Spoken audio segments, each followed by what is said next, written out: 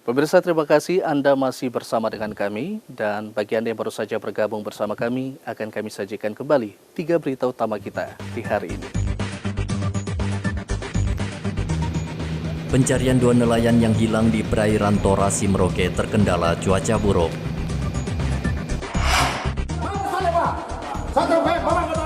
Ancam petugas posko menggunakan pistol, seorang prajurit ditahan polisi militer. Kasus kriminal meningkat selama pandemi COVID-19, polisi himbau warga Mimika waspada.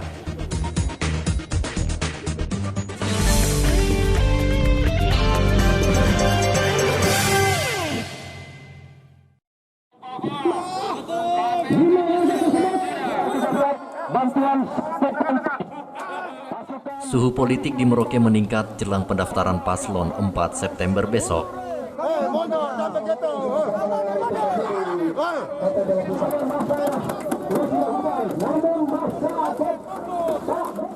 Mahasiswa dan suku asli Marin sebelumnya memprotes pimpinan parpol di Merauke yang tidak memilih anak asli suku Marin dalam pemberian rekomendasi partai sebagai syarat menjadi bupati.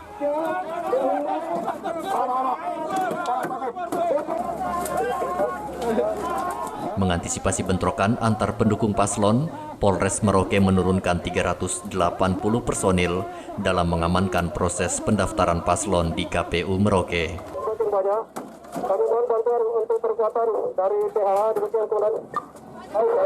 Polres Merauke menggelar simulasi penanganan unjuk rasa anarkis di Jalan Libra, Merauke. Simulasi digelar agar seluruh polisi mengetahui standar prosedur operasi dalam pengamanan setiap tahapan Pilkada serentak 2020. Tujuan dari simulasi ini adalah supaya anggota di lapangan, baik TNI maupun Polri, mengetahui apa saja potensi-potensi kerawanan selama pengamanan Pilkada dan Bupati dan Wakil Bupati, serta anggota juga mengetahui cara penanganannya, tahapan-tahapannya, penggunaan kekuatan, tahapan-tahapan penggunaan kekuatan, serta perbantuan TNI pada saat terjadi eskalasi situasi yang meningkat. Polisi juga terus menghimbau warga tidak terprovokasi dengan isu negatif yang sengaja dihembuskan sejumlah pihak untuk membuat kegaduhan di Merauke. Muhammad Ridwan melaporkan dari Merauke, Papua.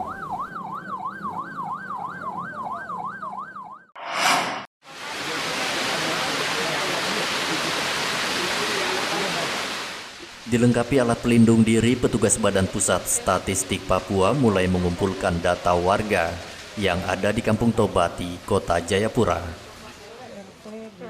Petugas akan mengajukan sejumlah pertanyaan mulai dari jumlah keluarga, pekerjaan, hingga penghasilan tetap setiap anggota keluarga. Berbeda dengan tahun-tahun sebelumnya, pendataan kali ini wajib menerapkan protokol kesehatan, yaitu menjaga jarak dan memakai masker saat bertemu dengan petugas BPS. Kemarin sebenarnya tanggal 1 September sampai nanti tanggal 30 September atau akhir bulan September, BPS melakukan pendataan sensus penduduk di seluruh wilayah Provinsi Papua. Dan hari ini tanggal 2 September kami berada di Kampung Tobati untuk melakukan pendataan yang pertama untuk Kota Jayapura di Kampung Tobati. Sebenarnya di semua kampung atau semua distrik sudah dilakukan pendataan, tetapi kami fokus hari ini tanggal 2 di Kampung Tobati. Kami sangat mendukung karena di sini juga ada hal-hal yang terganjel dalam arti kalau tidak terdaftar baik berarti ada dia bukan lagi warga negara Republik Indonesia. Nah, sehingga dia juga ada punya KTP apa. Nah, itu tersusun. Sehingga kita juga buat hak kami di mana saat-saat macam ya pemilu apa juga ada berhak. Nah, itu yang perlu. Kami sangat berhargai. Banyak yang belum terdaftar. Sehingga ada hal-hal yang macam apa terjadinya suara pemilihan itu ada yang ganjil. Sebanyak 6.500 petugas diterjunkan BPS Papua untuk mendata warga yang ada di 29 kabupaten selama 30 hari ke depan. Hendra melaporkan dari Jayapura, Papua.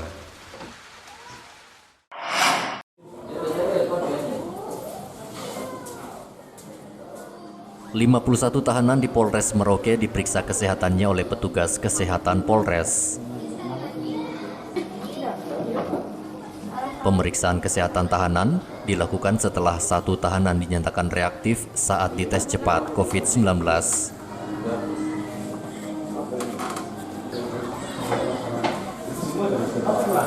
Ruangan yang kedap udara serta banyaknya pengunjung bisa menjadi penyebab tahanan terpapar COVID-19.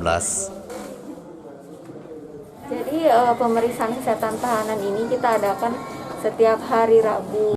Ini rutin kita adakan di Polres, di rutan Polres maupun di Polsek Kota kalau ada tahanan titipan. Jadi program ini salah satu program untuk mengantisipasi virus corona juga. Jadi tahanan juga di screening.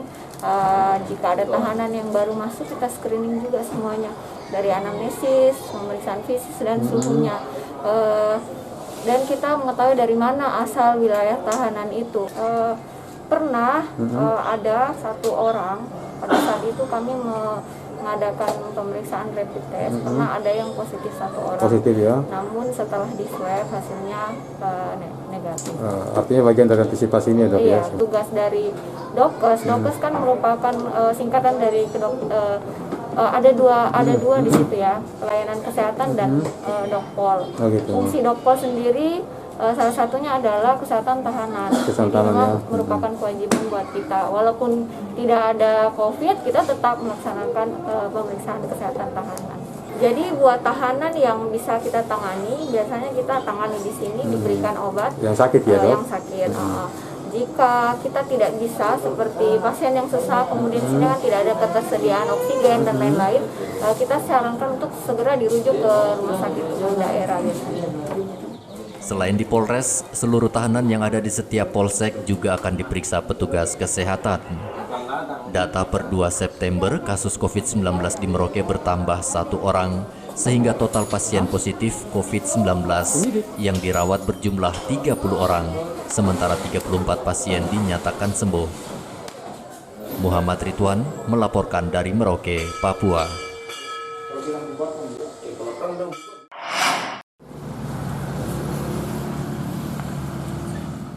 Pemerintah terus menyalurkan bantuan langsung tunai untuk warga terdampak pandemi COVID-19. Ratusan warga antre untuk mendapatkan bantuan langsung tunai tahap kelima di kantor pos Merauke. Untuk menghindari penumpukan warga, kantor pos sengaja membagi BLT selama 3 hari. Warga yang mengantre juga diwajibkan memakai masker dan duduknya berjarak. Bu, ini ke sini ngambil apa ini? BLT ini yang tahap berapa? Yang kelima ya? Yang tahap 1, 2 sampai 4 dapat Ibu? Dapat. Berapa dapatnya Ibu? 600 ya. Ibu kesini dalam rangka apa Ibu? Dalam rangka kemarin aku ditelepon sama kantor pos. Ya, kantor pos kalau hari ini ada pembagian BLT. BLT ya. Nah, saya kan pendaftaran anak saya kan anak yatim. Oh, anak yatim ya. Nah, Ibu kalau yang lalu dapat Ibu juga? Dapat juga. Berapa yang lalu dapatnya? 600 per bulan. Per bulan ya.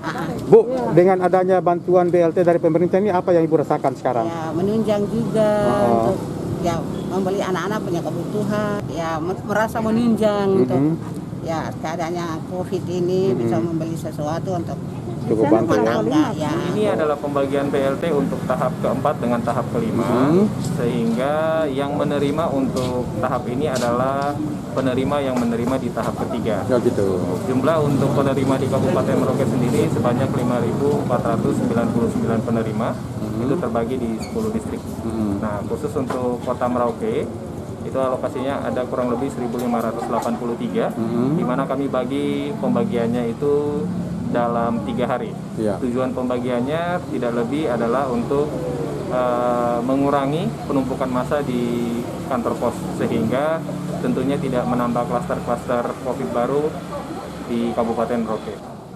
Sebanyak 5.499 keluarga di Merauke menerima bantuan langsung tunai dari Kementerian Sosial.